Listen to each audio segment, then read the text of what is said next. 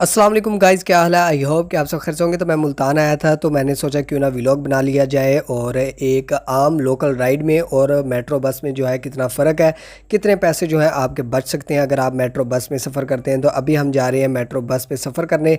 वापसी पे मैं जो है रिक्शा पर आऊँगा और आपको मैं डिफरेंस भी बताऊँगा। अभी मुझे क्या करना है कि यहाँ से टोकन लेना है और जैसे टोकन लेते हैं तो चलते हैं। फाइनली जी मैंने टोकन ले लिया है और अब मैं इस मशीन्स के ऊपर स्कैन करूँगा इस टोकन को और उसके बाद जैसी बस आएगी उसमें बैठूँगा। ये वो टोकन था जी, बस आ चुकी थी और हम बैठ चुके हैं और आप देख सकते हैं कि हम सफ़र जो है इस पर कर रहे हैं। बाहर का नज़ारा भी आप देख सकते हैं कि व्यू अच्छा है, लेकिन इसके शीशे जो हैं वो टिंट है, इसलिए अपना रिज़ल्ट को इतना ख़ास आ नहीं रहा। इसके बाद मैं आपको बताता चलूँ इस बस के हवाले से। सामने जो स्क्रीन आपको इस वक्त नज़र आ रही है, इसके ऊपर भी जो मैप है वो चल रहा होता है कि आपका सफ़र कितना रहता है, आपका जो स्टॉप है। क्योंकि यहाँ पर जो है बसें दूसरी नहीं चलती, यहाँ पर रिक्शे चलते हैं और या मेट्रो बस चलती है जिस इलाके में मैं जा रहा हूँ। मैप में जिसको समझ नहीं आ रही वो परेशान बिल्कुल ना हो कि भैया मैप में मैं कैसे देखूँगा, क्योंकि मैप के अलावा माइक में भी जो है ऐलान किया जाता है कि आपका स्टॉप जो है वो आ चुका है। तो अगर आपको पता हो कि आपने कहाँ उतरना है तो वहाँ पर जो है ऐलान कर दिया जाएगा। अभी मेरा 10 किलोमीटर का फासला है।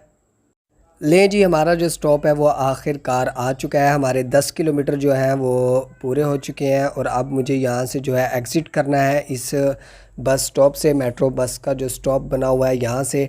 अब वापसी पे हमें क्या करना है कि इस टोकन को जो है वो इस मशीन के अंदर डालना है। और मैं आपको यहाँ पर बता भी देता हूँ कि पहले स्कैन कैसे करना है, वहाँ मैं बना नहीं सका वीडियो। तो यहाँ पर इस जगह पर स्कैन करना होता है आते वक्त, और वापसी जाते हुए इस जगह पर जो है आपको टोकन डालना होता है इस मशीन में। उसके बाद ही आप एग्ज़िट कर सकते हैं। अब आप अंदर का व्यू भी देख सकते हैं। मेट्रो बस के जितने भी स्टॉप बने हुए हैं काफ़ी कमाल है, आप देख भी सकते हैं कि वीआईपी माहौल है। इसके बाद हम वापसी पे यहाँ से सफ़र करेंगे रिक्शा के ऊपर। 10 किलोमीटर का जो फ़ासला मैंने तय किया है सिर्फ 20 रुपये में, जो कि मेट्रो बस के टोकन का जो चार्जेज़ हैं वो सिर्फ 20 रुपये थे।